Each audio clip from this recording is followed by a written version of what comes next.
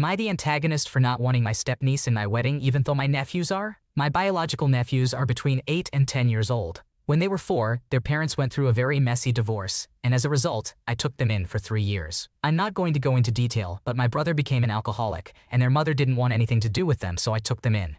I met my husband through the school that my nephews attend because his daughter is in the same class. During the 3rd year, my brother got married to his wife, who has a daughter with terrible manners. She is 9 years old, so she is old enough, but she is a child who will throw a tantrum at events when it's not about her. For example, she blew out the candles on my nephew's birthday cake, and when he cried, he got scolded. I took them out the next day so he could blow out his candles. Keep in mind, my brother still isn't making an effort with his own kids. Towards the end of the year, he demanded to have his kids back, and because of how the court arranged it, he was able to keep custody. However, I still attended everything because the boys wanted me to. I never bonded with his wife or daughter because my sister-in-law is rude and very passive-aggressive. I have made efforts by inviting them to my house to bond, but she ripped up my husband's daughter's favorite doll, and then my sister-in-law got mad at me for reprimanding her. For my wedding, my daughter is going to be the only one in the wedding party as a flower girl, and my nephews are going to be the ring bearers. We have a no-kids rule for the ceremony, so that means no stepniece, as I know she will throw a tantrum at my ceremony. The main issue is that she wants to be part of my wedding as a flower girl.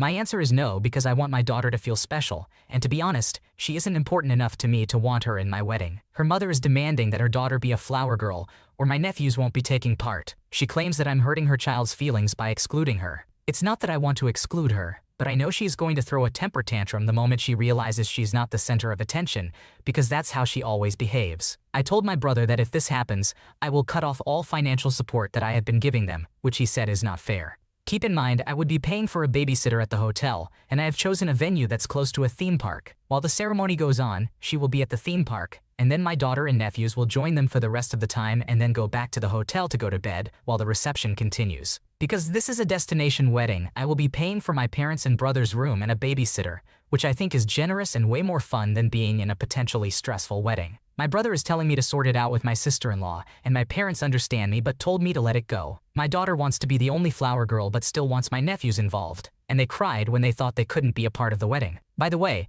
the financial support I give is for school bills such as extracurriculars, tutoring, clothes, shoes, and school supplies for my nephews. My brother has always wanted to be a dad to girls, so I think he just pays for general stuff and leaves my nephews to fend for themselves. Also, I do have a trust fund for them to open at 18, so don't worry about that. So, am I the asshole? You are not the asshole. It's your wedding, and you have the right to decide who is involved in it. It's understandable that you would want your daughter to feel special as the only flower girl. The stepniece has shown problematic behavior in the past, and it's valid to consider that in your decision. You've been supporting your nephews financially and emotionally, and it's not fair for your brother and sister-in-law to demand that you include their daughter in your wedding against your wishes. They should appreciate everything you have done for their children instead of making demands. It's also generous of you to provide a babysitter and a fun venue for your family during the ceremony. You have gone above and beyond to accommodate everyone's needs. Stick to your decision and don't let their demands make you feel guilty. Am I the antagonist for crying for too long after my boyfriend accidentally hurt me? My boyfriend and I have been in a relationship for 3 years. Like any couple, we have our ups and downs. Sometimes both of us can get very emotional. I might become dysregulated and start crying, while he becomes dysregulated and starts yelling. It's not always ideal, but when we are calm, we usually communicate well. We sit down after an incident, process what happened, share our feelings, express our concerns, and make plans to move forward. We have a deep passion for each other and are truly in love. On New Year's Eve, I accidentally burned my breast with a sparkler. It was a fairly significant second-degree burn. Since he used to be an army medic, he helped me bandage it and has been taking good care of me, assisting with rebandaging and other care. Tonight, we were sitting together, having a good time with no issues. He recently bought smelling salts and thought it would be funny to make me smell them or at least tease me about it. While joking around and trying to make me smell them, he accidentally ripped off my healing scab. At that moment, I became very upset and started crying. I was in shock at how much it hurt, frustrated and upset about his carelessness, and worried about scarring. He immediately apologized and went to get new bandages. Even after a few minutes, I was still crying. Apparently, this upset him. He became hostile and yelled at me to stop crying, even calling me a baby. He raised his voice and screamed at me. All of this happened within a very short time frame, maybe 3 minutes at most. I wasn't crying for hours or anything excessive, just a few minutes. His yelling at me made me extremely upset, so I went silent and ignored him for a while. Afterwards, he apologized again, saying he was sorry for what happened, but he believed I was acting like a child by crying for so long. He even mentioned that we all know how painful it is to have a scab ripped off and thought I was being dramatic. I explained to him that I had the right to feel my feelings, nervousness, physical pain, worry, etc. That's when he got annoyed and basically said, "Fuck you." I pointed out how unfair it was that I was the one who got hurt, yet I was being yelled at as if I did something wrong. I didn't even yell at him for what he did. I just cried for a short period of time. Now, we are sitting in angry silence. Maybe I'm the one at fault because ultimately he was probably just angry at himself for hurting me, and my cry made him feel more guilty. I'm not sure. Am I the asshole? It's completely understandable that you would be upset and cry after he accidentally tore off your healing scab. It was a painful experience, and you were rightfully concerned about scarring. It's not fair for your boyfriend to yell at you and belittle your feelings. Being empathetic and supportive should be his priority in this situation, especially since he caused the injury in the first place. It's not your fault for expressing your emotions, and he should not have reacted that way. Communication is important in any relationship, but it needs to be respectful and considerate, even in moments of frustration or guilt. Am I the antagonist for kicking out my boyfriend without saying a word? Yesterday, I, a 25-year-old female, kicked my now ex-boyfriend, a 26-year-old male, out of my apartment. We had reached a stage where I was comfortable with him staying at my place without me being there. He was temporarily living with me while his place was being renovated. Beforehand, I explained my rules and boundaries, and he agreed to follow them. Since my siblings frequently visit, they have their own room, which is important to note. Most of the rules are related to my kitchen and pantry. Personal items that are not meant to be shared are marked with color-coded tape. If someone wants to take something, they need to ask first. It is especially important to label items that contain lactose since my little brother is lactose intolerant and confuse them. He has his own color-coded options for lactose-free products that he enjoys. Paul, my ex-boyfriend, had his own designated color while he was staying at my place. My siblings and I had planned a movie night at my brother's house, while Paul wanted to go out for drinks with his friends and hang out at someone's place later. On my way home, my neighbor called me to inform me that she had seen a lot of unfamiliar people leaving in a hurry. This was strange since it should have only been Paul in the apartment if he had already returned from his friend's place. Before going to my apartment, I dropped off my siblings at my neighbor's house since I trusted her with them. Upon opening my front door, I was hit with the strong smell of alcohol and noticed that someone had thrown up in my kitchen sink. Paul was attempting to clean up and keep me out of the chaotic scene. However, I walked past him and saw that one of the doors to my fridge had been broken off, and it was now empty. Empty containers were scattered everywhere, both on the surfaces and the floor. Lactose-free products were strewn about, making everything extremely disgusting. I ignored Paul as I inspected the other rooms. My siblings' room was filled with dirt because no one had taken off their shoes. Some items were broken, and pages had been torn out of books, with vomit on the floor. In my bedroom, someone had snooped through my belongings, smeared my limited makeup on the bathroom mirror,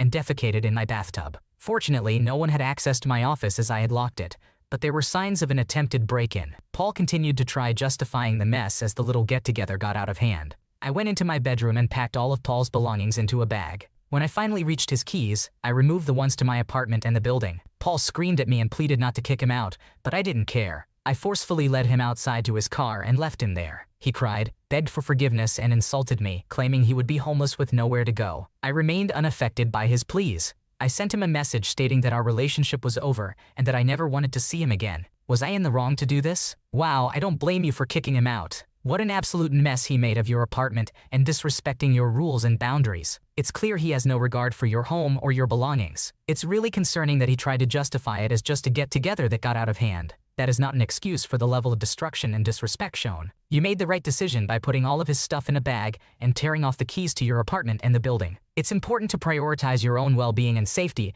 over someone who clearly doesn't respect you or your space. His reaction of begging and insulting you just shows his true colors. It's not your responsibility to take care of him or find him another place to stay. He made his bed, so now he has to lie in it. Stay strong and stick to your decision.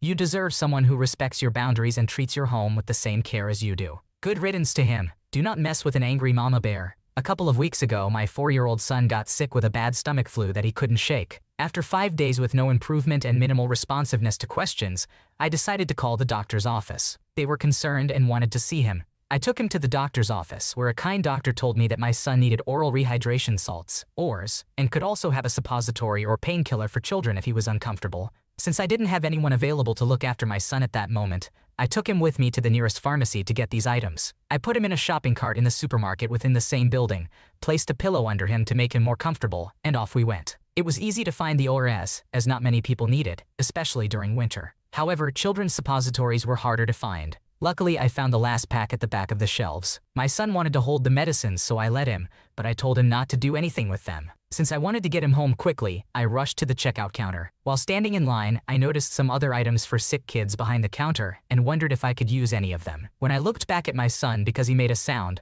I saw a hand grabbing his hand along with the pack of suppositories. I was furious at the audacity of this person. Enter the entitled mother. My son started crying and screaming, and before I could react, she forcibly took the pack from him. She began yelling that she had a sick child at home who needed it more than my son did. I told her that my son was also sick and that we had found it first. But this terrible individual had the nerve to accuse me of lying. My son had lost several pounds in less than a week due to his sickness and looked visibly unwell. He even felt lighter than my daughter, who is 2 years younger than him. I was extremely worried. It was crucial for my son to get the auras into his system and fight off this stubborn stomach flu. Otherwise, a hospital stay during Christmas could become a grim reality. Our doctor strongly stressed the importance of giving him the auras and fluids to prevent this. Meanwhile, my son was crying and trying to climb out of the shopping cart. I picked him up and held him while raising my voice and letting this awful person know that I didn't care if she thought I was lying. Despite trying to remain calm, I unleashed my frustration. The past few days had taken a toll on me. The mounting worry, sleepless nights as my son needed his mother's care even during nighttime.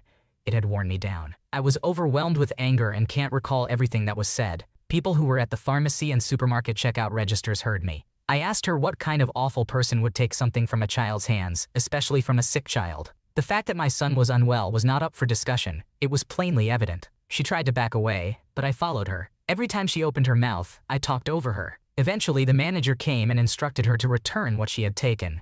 The entitled mother didn't hand the suppositories back to me right away, but when she finally did, she threw them on the floor and stormed out. I was shaking as I paid for my items. The pharmacy and supermarket manager sat me down, offered me some water and talked to me to calm me down. When I had regained enough composure, I went home to continue taking care of my son. Later that day, my father-in-law arrived. It turned out that he had heard the entire incident but hadn't realized it involved me. He had heard about it from a friend and put the pieces together. He found it quite amusing. Thankfully, my son recovered without needing to be hospitalized. Wow, that must have been an incredibly stressful and infuriating experience for you. I can't even imagine how angry and worried you must have been when that entitled mother grabbed the pack of suppositories from your son's hand. It's absolutely unacceptable for someone to take something from a sick child, especially when it's clear that your son needed them. You showed immense strength and patience in confronting her, even though you had reached your limit. It's a relief to hear that the manager intervened and made her return the suppositories, although her behavior afterwards was completely inappropriate. I hope your son is feeling much better now and that he didn't require a hospital stay. It's such a shame that a simple trip to the pharmacy had to turn into such a chaotic and frustrating situation. It's unfortunate that some people are so self-centered and entitled,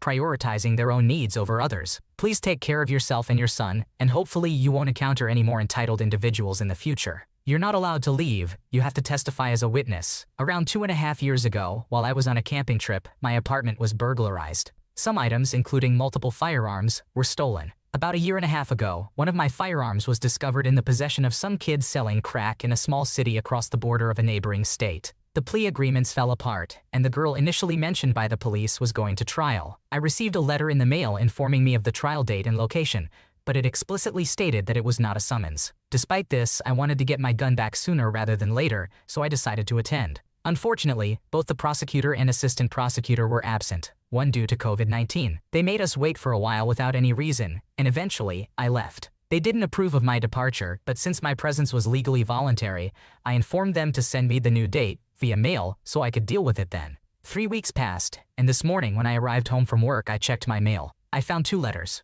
One for the first girl and another for a guy who I only knew as an accomplice from the updates about the girl. His trial was scheduled for today, and hers was for tomorrow. I traveled to the courthouse, which was 40 minutes away, and informed them of my presence. Everything seemed fine. They brought in the jury pool and spent 2 hours selecting the 7 jurors. The trial began, and we patiently waited, with 4 cops and 1 other civilian victim witness present. They assured us that everything would be quick and easy. They simply needed to confirm if the firearm I reported stolen matched the one presented in the trial, and then I would be free to leave. They called in all the cops, who were being paid during this time, as they were the first to testify. By this point, it was 1 p.m. I had been awake for 24 hours, with only 3 hours of sleep the day before, after working a 12-hour overnight shift. My body was cramping, I felt extremely uncomfortable, and I was exhausted. Additionally, I hadn't eaten since 10 p.m. the previous day. The assistant district attorney announced that they would be taking a 1-hour lunch break. I informed her that I couldn't stay and needed to leave. However, she informed me that I wasn't allowed to go since I had already presented myself as a witness to the judge, claiming that I had been summoned, although I hadn't. They threatened to charge me with a crime, the cops mentioned the possibility of detaining me, and the judge could order me to stay, despite my insistence that I hadn't been summoned and this was voluntary. Essentially, they tried to coerce me when all I wanted was to go home. I also pointed out that the person on trial wasn't even the one I was initially informed was found in possession of my gun. The assistant district attorney insisted that it was the same person, contradicting my local police department's mention of the girl by name. She began providing me with numerous case details. Then, she emphasized once again that I must stay or face criminal charges. However, she assured me that they would expedite the process so that I could leave soon, despite soon referring to a duration of over an hour, at the very least. Here's the interesting part. The judge issued a sequester order before the start of jury selection. I accepted this and waited. Then, I committed the most malicious act of compliance in my life. All the attorneys and the jury entered the courtroom. The judge had me swear to tell the truth, and I complied. As soon as I finished, I blurted out that the prosecutor had broken the sequester order and discussed the case with me during the break. Stop. Everyone, except the lawyers, left the room. This included me. Eventually, it was just me who was brought back in. The judge once again made me swear to tell the truth and confirm that I understood the situation. He explained the importance of a fair trial, perhaps indicating that the prosecutor had tampered with witnesses, and emphasized that witnesses should never volunteer information, but should only answer the questions asked. He questioned me further, to which I mentioned that I had never been summoned. He responded, "Then I'm ordering you to stay. Understood?" I replied, "Yes." Everyone returned to the courtroom. We all took our oaths again. The prosecutor who had threatened me began asking questions. However, the important thing to note is that I had sworn to tell the truth, not to make her job easier. She asked me some basic questions about my name, age, and occupation. Then she proceeded to the relevant questions. Whether I owned firearms, if I reported any stolen around that date, if I owned the specific model in question, and if I reported that model stolen. When she asked if the firearm in question was mine, I replied, "It certainly looks like it." She asked if the 666 police had contacted me when it was recovered, to which I replied, "No." She then asked, "Who did?" And I answered, "Police department, my local police department." She asked if they provided any details about how it was recovered, and I responded, "They said it was allegedly used in a crime by a girl with a specific name." The defense objected, and the judge struck that testimony. At this point, the district attorney realized that she had given me too much leeway and requested that I provide straightforward yes or no answers. Eventually, she inquired if I would recognize the serial number if I saw it, and I answered in the negative. That summarizes the questions she asked me. Next, it was the defendant's turn, and their questioning went as expected. I answered truthfully but favorably worded. For example, when asked if I could confirm that the gun in question belonged to me, I replied, "I would need to compare the serial number against the police report or the gun shop's records, as they still have it on record." When asked if I knew who stole my firearm, I replied, "No." When asked if I recognized a specific person, I replied, "No." Day. She asked a few more questions aimed at plausible deniability, and then I was released. I can't wait to return tomorrow for the girl's trial. I'll probably be less malicious, but I know the district attorney will be nervous when she sees me. Court is officially adjourned, so the sequester order is no longer in effect. These were good times, and don't worry, if I affected her case negatively, that kid had more than enough charges. He should have accepted the plea deal. Wow, what a wild experience. It's great that you were able to be there to testify and potentially get your stolen firearm back, but it sounds like the whole process was quite frustrating and exhausting. It's concerning to hear that the assistant district attorney tried to strong-arm you into staying and even potentially charged you with a crime. It's also concerning that they broke the sequester order and tried to discuss the case with you during the break. However, I have to commend you on your act of malicious compliance during the trial. It was definitely a clever move to bring up the breach of the sequester order and the discussion about the case. It seems like you were able to maintain your composure and answer the questions truthfully, but not necessarily in a way that made the prosecutor's job easier. It's understandable that you're looking forward to being present for the girl's trial tomorrow. It will be interesting to see how the assistant district attorney reacts when she sees you again. Hopefully the whole process goes smoother and without any more issues. Overall, it sounds like a crazy experience that you'll remember for a long time. Good luck with the rest of the trial, and I hope you're able to get your stolen firearm back soon. Am I the antagonist for letting my stepson do homework at his maternal grandparents' house? I married my husband Josh 3 years ago and became stepmom to his son Alec, who is now 11 years old. We also have a son together who is 5 months old. Alec's mom passed away when he was 5, and I met both Alec and Josh a year later. Josh and I were friends before our relationship turned romantic. My relationship with Alec is generally okay. We get along fine, but it may seem a bit odd to some people. We are still adjusting to our roles and learning as we go. One particular quirk in Alec and my relationship is that he doesn't usually come to me for parental help. When he needs assistance with homework, school problems, or issues with friends, he usually seeks guidance from his grandparents, favorite uncle, or his dad. Even when I'm the closest adult around and I offer help, he prefers to go to someone else. However, with my husband's work hours changing, he is no longer available to help with homework when he comes home. We consulted with a therapist for about a year and a half, and their recommendation for us was to allow Alec to spend an hour or two at his maternal grandparents' house after school to get help with homework if needed. Alec has some learning challenges, so he requires more assistance compared to other kids his age. This recommendation came after Alec revealed that he hesitated to ask me for help because his strongest and last memory of his mom was her helping him with homework. It made him feel uneasy about letting me do it, as he didn't want me to take on the role of his mom. He also admitted that he went to my husband's parents a few times with incomplete homework